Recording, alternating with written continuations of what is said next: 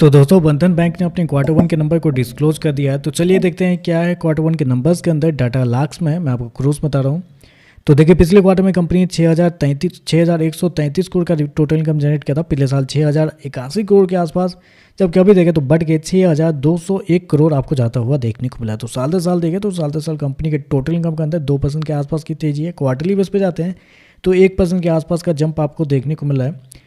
Company के interest income की बात करते हैं तो देखिए पिछले क्वार्टर में कंपनी ने 5,433 करोड़ जनरेट किए थे। पिछले साल 5,535 करोड़, जबकि अभी देखें तो 5,475 करोड़ आपको देखने को मिला। तो इंटरेस्ट इनकम भी देखें तो आपको साल दर साल क्वार्टर बढ़ता हुआ देखने को मिला है।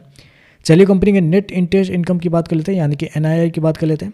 तो देखिए पिछले साल कंपनी का नेट इंटरेस्ट इनकम 3,005 करोड़ था। पिछले क्वार्टर की बात करते हैं तो पिछले क्वार्टर में 2,755 करोड़, जबकि इस क्वार्टर में देखते हैं तो कंपनी का नेट इंटरेस्ट इनकम 2,759 करोड़ आपको जाता हुआ देखने को मिला। तो क्वार्टरली बेस पे देखें तो क्वार्टरली बेस पे फ्लैट आपको देखने को मिला है, जबकि साल दर साल जाते हैं तो साल दर साल कंपनी का नेट इंटरेस्ट इनकम गिरता हुआ देखने को मिल रहा है। हालांकि मार्केट का मानना भी था कि कंपनी के नेट इंटरेस्ट इनकम आपको इस क्वार्टर में थोड़े से गिरते हुए देखने को मिल सकते हैं, क्योंकि मार्केट का अनुमान था लगभग 2,670 करोड़ के आसपास, जबकि कंपनी ने शो कितना किया 2,760 करोड़ के आसपास। तो आप कह सकते हैं मार्केट के अनुमान से बेहतर आपको देखने को मिला है, लेकिन क्वार्टरली बेस पर फ्लैट है, आज साल दर साल गिरता हुआ देखने को मिल रहा है।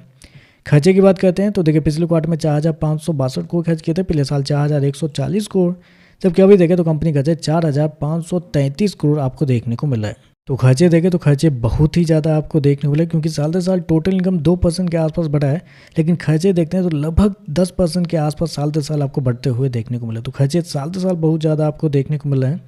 चलिए कंपनी का प्रोविजन क्या निकलता है वो देखते हैं। तो देखिए पिछले क्वार्टर में कंपनी ने प्रोविजन के रूप में 1,260 करोड़ गंवाए थे। पिछले साल 522 करोड़ के आसपास, जबकि इस क्वार्टर में 1,146 करोड़ आपको देखने को मिला। तो कंपनी का प्रोविजन देखें साल दर साल डबल होता हुआ देखने को मिला है। जबकि क्वार्टरली बेस पे जाते हैं तो यहाँ पे थोड़ी सी गिरावट आपको देखने को मिली, 10% के आसपास की गिरावट है। चलिए कंपनी के प्रॉफिट क्या निकलता है वो देखते हैं। तो देखिए पिछले क्वार्टर में 317 करोड़ का प्रॉफिट था। पिछले साल देखते हैं तो 1,063 करोड़ के आसपास, जबकि अभी देखें तो कंपनी का प्रॉफिट 371 करोड़ आपको जाता हुआ देखने को मिला है। तो साल दर साल जाते हैं तो साल दर साल कंपनी के प्रॉफिट के अंदर लगभग 40% के आसपास की गिरावट, मतलब 70% के आसपास की गिरावट आपको देखने को मिले। लेकिन क्वार्टरली बेस पे जाते हैं तो क्वार्टरली बेस पे 20% के आसपास की तेजी भी आपको देखने को मिली है। चलिए कंपनी का NPA क्या है वो देख लेते हैं।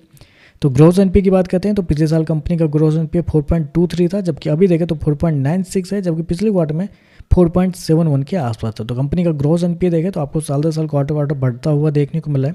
नेट NPA देखें तो पिछले साल 1.15 था, जबकि अभी देखें तो 1.36 है, जबकि पिछले क्वार्टर में 1.28 के आसपास। तो नेट NPA भी देखें तो आपको साल दर साल क्वार्टर बढ़ता हुआ देखने को मिला है। तो ओवरऑल देखें तो हालांकि मार्केट को उम्मीद थी कि इस क्वार्टर में कंपनी के जो माइक्रो फाइनेंस वाले बिजनेस है उसकी वजह से कंपनी का परफॉर्मेंस थोड़े से कमजोर रह सकता है। एग्जैक्टली वही देखने को मिला है।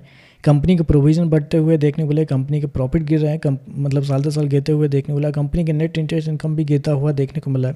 तो ओवरऑल देखें तो कुछ खास नंबर आपको देखने को नहीं मिला। बाकी देखते हैं इस नंबर पर मार्केट का कैसा रिएक्शन आपको देखने को मिलता है, क्योंकि शेयर ऑलरेडी बहुत ज़्यादा पिटा हुआ है। तो देखते हैं इस पर मार्केट का कैसा रिएक्शन आपको देखने को मिलता है। तो चलिए बस आज के लिए बस इतना ही। वीडियो पसंद आए तो लाइक कीजिएगा, साथ में साथ चैनल को सब्सक्राइब जो कीजिएगा। धन्यवाद।